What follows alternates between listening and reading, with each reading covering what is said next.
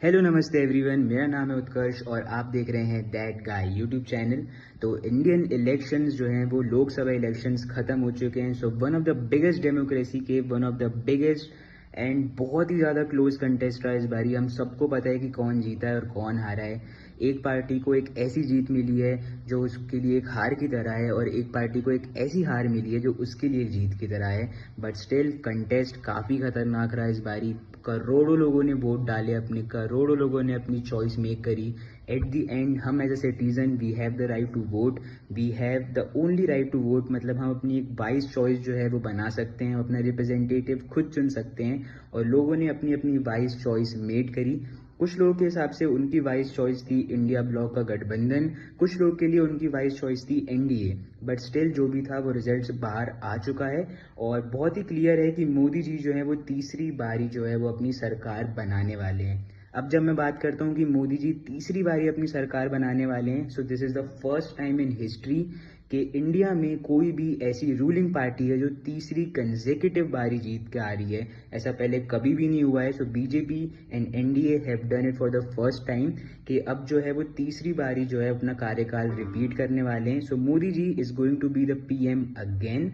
But हम आज के इस वीडियो में बात करने वाले हैं कि मोदी जी जो है वो सुपर इमोशनल थे जब वो बाहर आए, अपनी मेडिटेशन वगैरह जो उनने ख़त्म करी। फिर उसके बाद जो भी थी वो मेडिटेशन, यार उस पर ज़्यादा कमेंट नहीं करूँगा मैं, बहुत सारे लोगों का बहुत सारे ओपिनियंस हैं। बट स्टिल उसके बाद जब रिजल्ट आए तो मोदी जी जब बाहर आए तो at the and he looked emotional, he talked emotionally, जहाँ पे उन्होंने कहा कि जो है वो उनका फर्स्ट इलेक्शन था अपनी माँ के गुजरने के बाद। तो ये वाली चीज़ भी है और इमोशनल लगे बिकॉज डेफिनेटली जैसे रिजल्ट मेरे ख्याल से बीजेपी ने सोचे थे ना वैसे उसको मिले नहीं। बट स्टिल जीत जीत होती है, विक्ट्री विक्ट्री होती है और अभी भी मोदी जी ही सरकार बना रहे हैं तीसरी बारी। जितने भी नेगेटिव इफेक्ट्स आए हैं स्टॉक मार्केट में और इसमें और उसमें, वी नो दैट कि ये जो है वो कुछ समय बाद रिकवर हो जाएंगे बिकॉज हमको फिर से एक स्टेबल सरकार जो है वो मिलने वाली है। अब लोगों के हिसाब से बहुत सारी चीज़ें इस इलेक्शन के बाद ही बाहर आई कि मोदी जी इमोशनल दिख गए और ये हो गया और वो हो गया। तो डेफिनेटली यार इमोशनल तो हो ही सकते हैं because this the first election after कि उनको लॉस हुआ अपनी मॉम का। और उसके बाद जो सीधी बात यार, जैसे रिजल्ट सोचे थे वैसे आई नहीं तो मोदी जी तो भाई इमोशनल होंगी, पूरी पार्टी इमोशनल होगी बिकॉज जो सोचा था कि इतनी सीटें आएंगी उतनी आई नहीं। भली 400 पार जाने का एक हवा ही होगा बट स्टिल मेरे ख्याल से बीजेपी या फिर एनडीए ने ये नहीं सोचा होगा कि भाई उनको इतनी ही सीटें आएंगी और इंडिया ब्लॉक ने भी ये नहीं सोचा होगा कि भाई उनको इतनी ही सीट आएंगी। तो ये बात जो वो हो चुकी है, किसी के लिए कोई हार एक जीत है और किसी के लिए कोई जीत कोई हार है।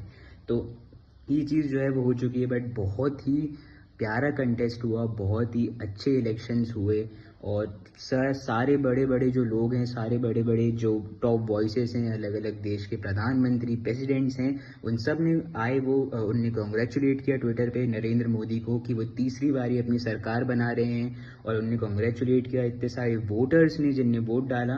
बट पीएम मोदी यार मेरे ख्याल से बहुत ही ऐसा नेता है ना, मतलब जब वो बाहर आया तो उनने बस यही बोला कि हमको इतनी कम सीट मिली और ये हुआ, किसी को ज़्यादा किसी को कम। हार जीत के अलावा उन्होंने ये भी बात करी कि मतलब आपने हर एक उस इंसान को थैंक यू बोला जो भी इस पूरी प्रोसेस में जो है वो कंट्रीब्यूट करता था।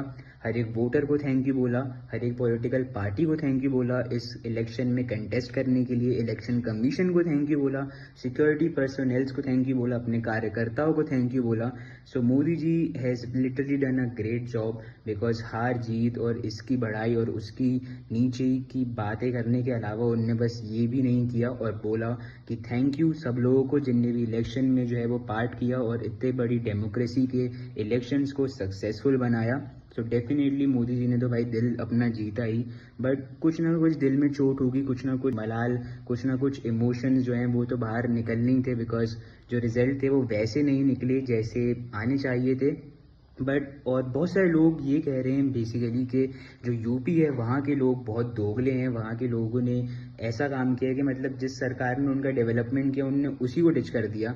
तो वहाँ पे इंडिया ब्लॉक जो है वो मेजोरिटी में रहा और बीजेपी, जहाँ बीजेपी का जो गढ़ माना जाता था यूपी, वो जो है वो अब उनने लॉस्ट कर दिया। तो बेसिकली हमें ज़्यादा इसके पीछे बोलने का, उनको दोगला और ये और वो बोलने का ज़्यादा मतलब ऐसा कोई मतलब नहीं है, बिकॉज हम बाहर बैठे हुए हैं, हम नहीं जानते कि वहाँ पे एग्जैक्ट कंडीशंस क्या हैं, बट हम बाहर बैठे हुए भी सिर्फ ये जानते हैं कि वहाँ पे डेवलपमेंट हुई है, वहाँ पे गुंडागर्दी, माफियागिरी, इन सब पे रोक लगी है।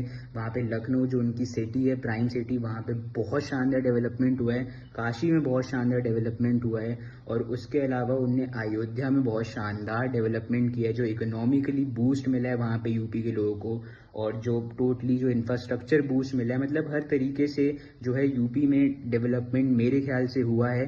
But still they literally thought, वहाँ पे लोगों ने सोचा कि यार हमको शायद शिफ्ट चाहिए, तो यहाँ पे वोटिंग शिफ्ट हुआ, और अखिलेश और राहुल ने जो शानदार कैंपेन करी थी अपनी यूपी में, वो जो है वो रंग लाई।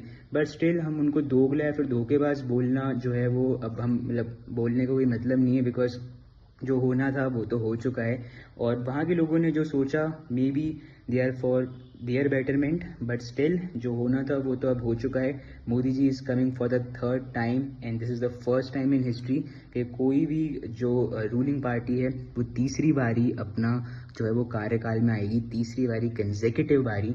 तो बहुत अच्छी बात है, और बहुत सारे लोग जो बीजेपी को ये सोच के सपोर्ट करते हैं, मेरे ख्याल से बहुत सारे लोग बीजेपी और एनडीए को इसलिए सपोर्ट करते हैं कि वो पावर में आए, because they want strict laws, they want strict changes, जहाँ पे हम इंडिया को जो है जैसे आज देखते हैं वैसे ना देखकर एक और अच्छी सुपर पावर, एक और बड़ी सुपर पावर की तरह देखें।